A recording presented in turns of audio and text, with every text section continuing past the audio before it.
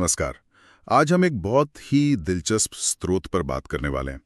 ये एक YouTube video का ट्रांसक्रिप्ट है जो रोंडा बर्न की किताब है ना, द सीक्रेट, उस पर आधारित है।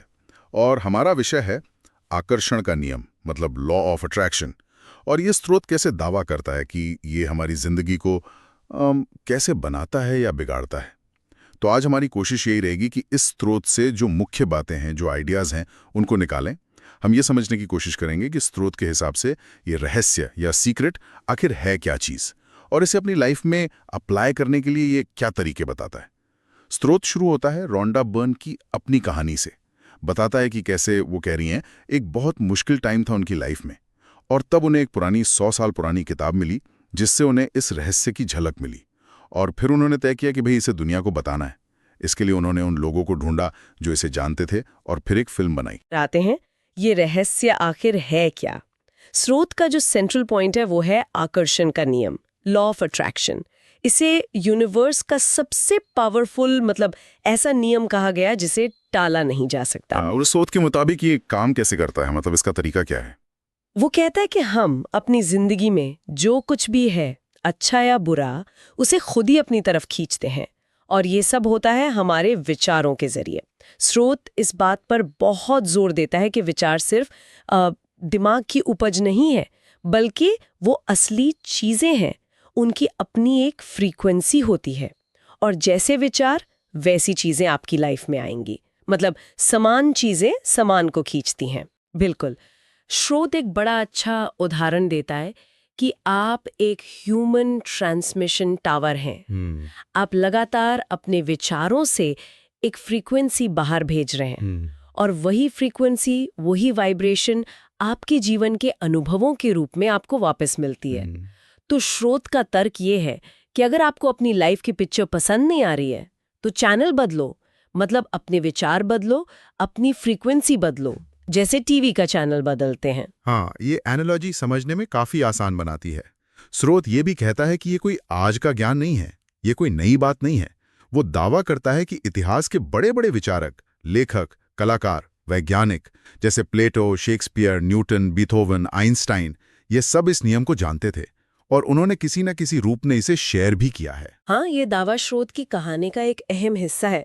वो इसे एक तरह से टाइमलेस विजडम की तरह पेश करने की कोशिश करता है। जी, और स्रोत इसे सिर्फ वेस्टर्न दुनिया तक ही सीमित नहीं रखता। ये बताता है कि अलग अलग धर्मों में और पुरानी सभ्यताओं में, हिंदू धर्म, बौद्ध धर्म, ईसाई, इस्लाम, यहाँ तक कि बेबीलोन और मिस्र की सभ्यताओं में भी इसके सिद्धांत मिलते हैं। स्रोत का नजरिया ये है कि ये ज्ञान हमेशा से था, बस शायद छिपा हुआ था या कुछ ही लोग इसे समझ पाए थे। विचारों की ताकत पर तो स्रोत में बार बार जोर दिया गया है। एक मेन आइडिया है विचार वस्तुएं बन जाते हैं। स्रोत के अनुसार हमारे जो डोमिनेंट विचार हैं, जिन पर हम सबसे ज्यादा फोकस करते हैं, वो एक मैग्नेट की तरह काम करते हैं, और उसी तरह के हालात और तजुर्बों को अपनी तरफ खींचते हैं। एक और दिलचस्प बात जो स्रोत कहता है वो ये कि एक पॉजिटिव विचार सैकड़ों नेगेटिव विचारों से कहीं ज्यादा पावरफुल होता है। हाँ, ये काफी बड़ा दावा है। और नेगेटिव विचारों से कैसे निपटा जाए, इसके लिए भी स्रोत कुछ तरीके बताता है। उसका तर्क है कि लगातार अगर नेगेटिव सोचेंगे तो नेगेटिविटी ही लाइफ में आएगी।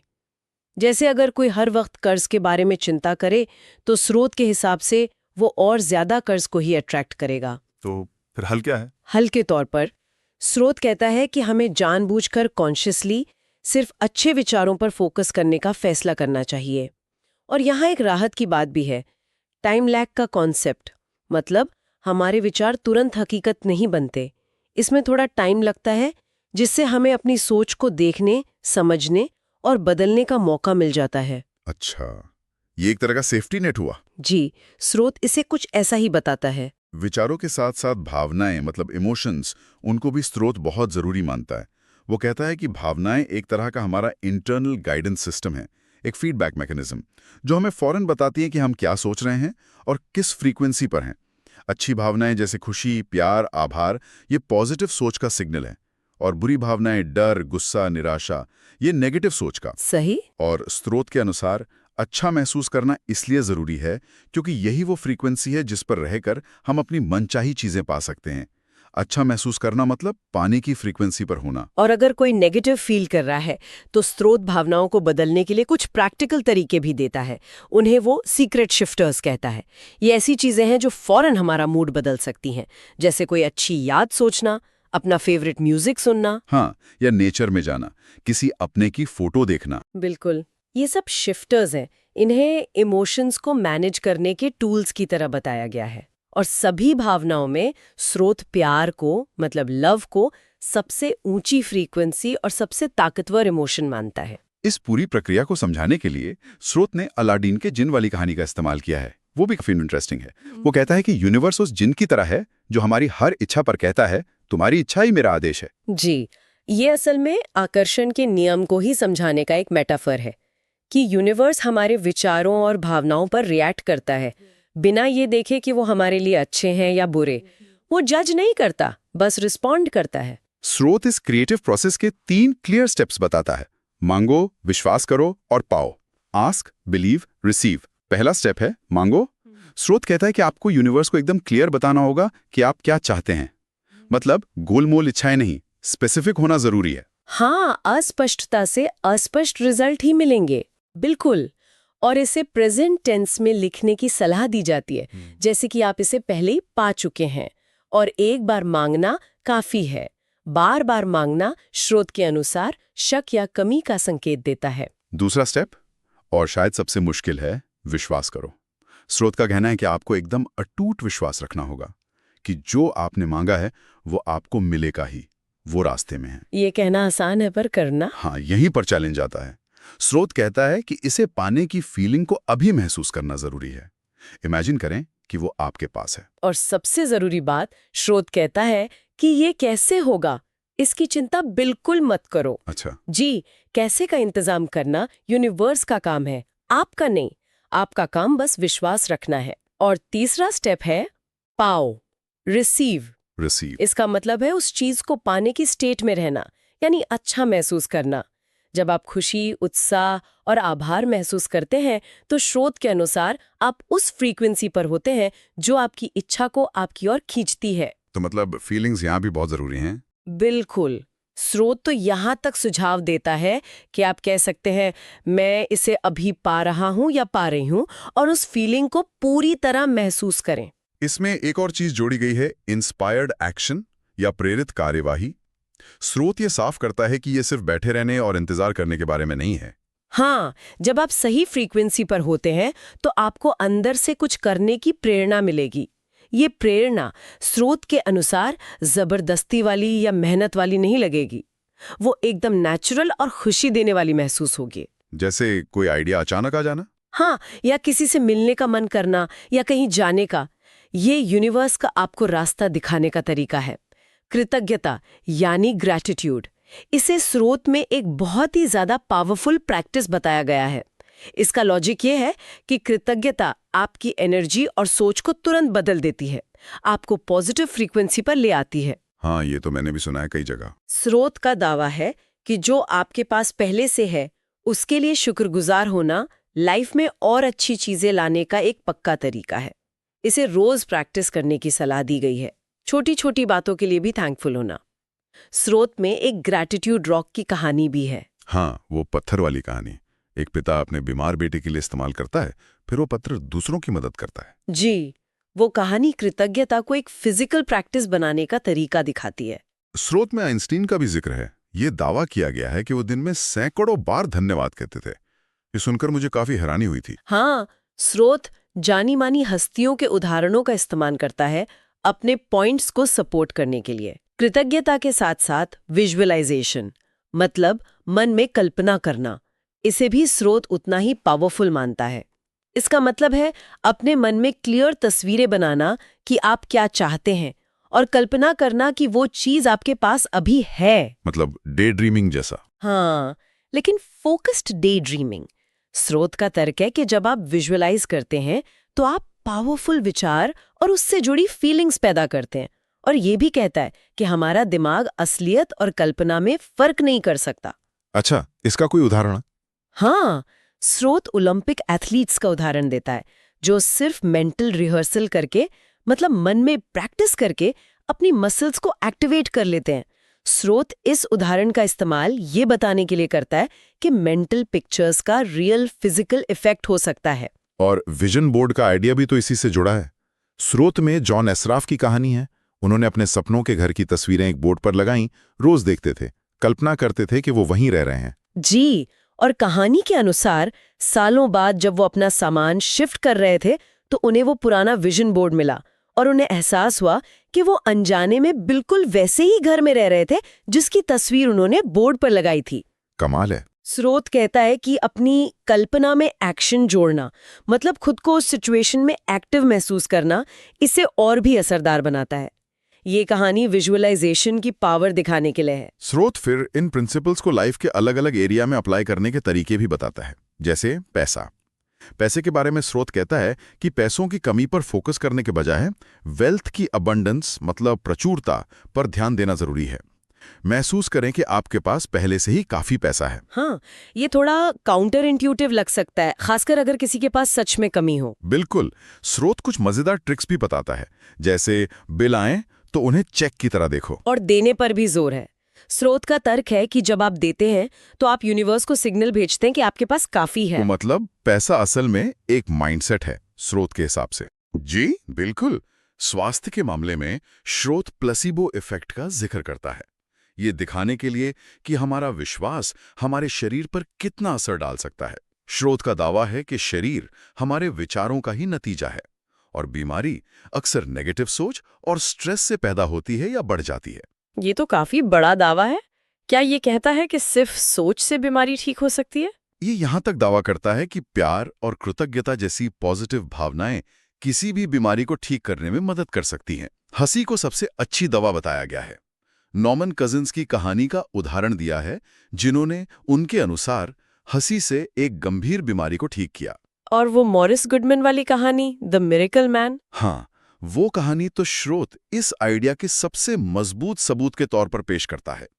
कैसे एक भयानक प्लेन क्रैश के बाद पूरी तरह पैरालाइज्ड होने के बावजूद उन्होंने सिर्फ अपने मन की ताकत और विश्वास से खुद को ठीक किया और चलकर अस्पताल से बाहर आए। अविश्वसनीय लगता है। स्रोत कैथी गुडमैन की कहानी भी बताता है, जिन्होंने उनके अनुसार बिना कीमो या रेडिएशन के सिर्फ विश्वास, आभार और हंसी से ब्रेस्ट कैंसर को हराया। ये कहानियां वाकई चौंकाने वाली हैं। हाँ, ये स्रोत के इस दावे को बल देती हैं कि शरीर में खुद को ठीक करने की गजब की क्षमता है, अगर हम सही विचार सोचें। स्रोत तो उम्र बढ़ने को भी एक लिमिटेड सोच का नतीजा मानता है। रिश्तों के बारे में क्या कहता है स्रोत? रिश्तों के मामले में स्रोत की पहली सलाह है कि पहले खुद से प्यार करना सीखें, अपना सम्मान करें। तर्क ये है कि हम अपने साथ जैसा बर्ताव करते हैं वैसा ही बर्ताव हम दूसरों से अट्रैक्ट करते हैं। मतलब सेल्फ लव पहले। जी, और दूसरों में कमियां ढूंढने के बजाय उन बातों पर फोकस करने की सलाह दी गई है जिनकी आप उनमें तारीफ करते हैं। अच्छा। और एक और जरूरी बात, स्रोत कहता है कि आपकी खुशी आपकी अपनी जिम्मेदारी है, किसी और की नहीं। वजन कम करने को लेकर भी स्रोत का नजरिया थोड़ा अलग है। वो कहता है कि वजन कम करने पर फोकस करने से हम और ज्यादा वजन कम करने की जरूरत को ही अट्रैक्ट करते हैं। तो फिर क्या करें? अपने आइडियल वेट पर फोकस करें, उसे महसूस करें। स्रोत का एक थोड़ा कंट्रोवर्शियल दावा ये है कि मोटे विचार ही मोटापे का कारण बनते हैं, खाना नहीं। मतलब आपका ये सोचना कि कोई खास खाना वजन बढ़ाएगा, असल में उसे वजन बढ़ाने वाला बना देता है। ये काफी अलग सोच है। स्रोत में ऐसी सफलता की कहानियां बहुत सारी हैं। हमने जॉन असराफ, मॉरिस गुडमैन, कैथी गुडमैन की बात की, और भी हैं जैसे रॉबर्ट की कहानी जो नेगेटिव से पॉजिटिव बने, या माइक डूली की दोस्त जिसने अपने होने वाले पार्टनर के लिए गैराज और अलमारी में जगह बनाई। हाँ, ये कहानियां अलग अलग लोगों के अनुभवों के जरिए आकर्षण के नियम को सच साबित करने की कोशिश करती हैं। जैसे मैरी डायमंड के क्लाइंट की कहानी, जो एक आर्टिस्ट थे और जिन्होंने अपने घर में बदलाव करके और अपनी इच्छा के मुताबिक पेंटिंग बनाकर अपना आइडियल पार्टनर पाया। या वो जनी की कहानी जिसे अचानक बॉब प्रॉक्टर का मेल मिला, जिनसे वो मिलना चाहती थी। जी, ये सब उदाहरण स्रोत के तर्क को सपोर्ट करने के लिए दिए गए हैं। एक और फंडामेंटल आइडिया जिसे स्रोत सामने रखता है वो है प्रचुरता बनाम कमी का, अबंडेंस वर्सेस लैक। स्रोत इस सोच को कि सबके लिए काफी नहीं है एक वायरस की तरह बताता है। जो डर और कंपटीशन फैलाता है। हाँ, और इसके उलट स्रोत का दावा है कि सच्चाई ये है कि अच्छाई, विचार, शक्ति, प्रेम, खुशी ये सब अनलिमिटेड मात्रा में है, प्रचुर है। बिल्कुल। स्रोत के अनुसार कंपटीशन की भावना इसी कमी की सोच से पैदा होती है। इसलिए सलाह देता है कि कॉम्पिटिटिव होने के बजाय क्रिएटिव बने। यूनिवर्स को सभी चीजों के सोर्स के रूप में देखा जाता है, जहां सबके लिए बहुत है। हमें बस उस सप्लाई से कनेक्ट करना है, ऐसा स्रोत मानता है। और आखिर में स्रोत हमें हमारे असली स्वरूप की याद दिलाता है। ये कहता है कि हम सिर्फ ये फिजिकल बॉडी नहीं है, बल्कि एक एनर्जी फील्ड है। स्रोत का निष्कर्ष है कि हमारा असली सार, हमारी एनर्जी हमेशा रहती है। हम असल में स्पिरिचुअल बीइंग्स हैं जिनका फिजिकल एक्सपीरियंस हो रहा है। और इसी समझ से पावर का आइडिया जुड़ता है। स्रोत के अनुसार हम यूनिवर्स के सोर्स का ही एक्सटेंशन है और इसलिए हम अपनी डेस्टिनी के क्रिएटर हैं। हाँ, मैं हूँ या आई एम शब्दों को बहुत पावरफुल बताया गया है। स्रोत कहता है कि जब हम कहते हैं मैं हूँ, तो उसके बाद हम जो भी शब्द या विचार जोड़ते हैं, हम उसे अपनी रियलिटी बनाने का ऑर्डर दे रहे होते हैं। स्रोत पास्ट पर फोकस करने के खतरों के बारे में भी वार्न करता है। तर्क ये है कि अगर हम लगातार पुरानी नेगेटिव घटनाओं या गलतियों के बारे में सोचते रहेंगे, तो हम फ्यूचर में भी वैसी ही सिचुएशंस को अट्रैक्ट करेंगे। तो मतलब प्रेजेंट में रहना जरूरी है। जी, वर्तमान पल में जागरूक रहना सबसे जरूरी है। स्रोत के अनुसार हमारी सारी शक्ति इसी पल में है, हमारे अभी के विचारों और भावनाओं में। तो कुल मिलाकर हमने देखा कि ये स्रोत आकर्षण के नियम को कैसे पेश करता है, विचारों और भावनाओं के रोल पर कितना जोर देता है, वो क्रिएटिव प्रोसेस के स्टेप्स क्या बताता है, और ग्रैटिट्यूड और विजुअलाइजेशन जैसे टूल्स को कितना पावरफुल मानता है। साथ ही अबंडेंस माइंडसेट और अपने स्पिरिचुअल नेचर को समझने पर भी बल देता है। हाँ, स्रोत का जो अल्टीमेट और सबसे स्ट्रॉन्ग मैसेज है वो यही है कि हम अपनी दुनिया के क्रिएटर हैं और हमारे अंदर बहुत ज्यादा अनलिमिटेड पावर है। इस सारी जानकारी को सुनने के बाद एक सवाल जो शायद सुनने वाले खुद से पूछ सकते हैं, वो ये है, स्रोत में बताए गए आइडियाज के आधार पर आज वो कौन सा एक छोटा सा कदम उठा सकते हैं जिससे इस कही गई इंटरनल पावर को महसूस करना शुरू किया जा सके। हाँ, चाहे वो सिर्फ 5 मिनट शुक्रगुजार महसूस करना हो, या किसी एक इच्छा को क्लियरली लिखना हो, या बस जानबूझकर कुछ पल अच्छा महसूस करने का फैसला करना हो। बिल्कुल, स्रोत के अनुसार शुरुआत कहीं से भी, कितनी भी छोटी क्यों ना हो, की जा सकती है।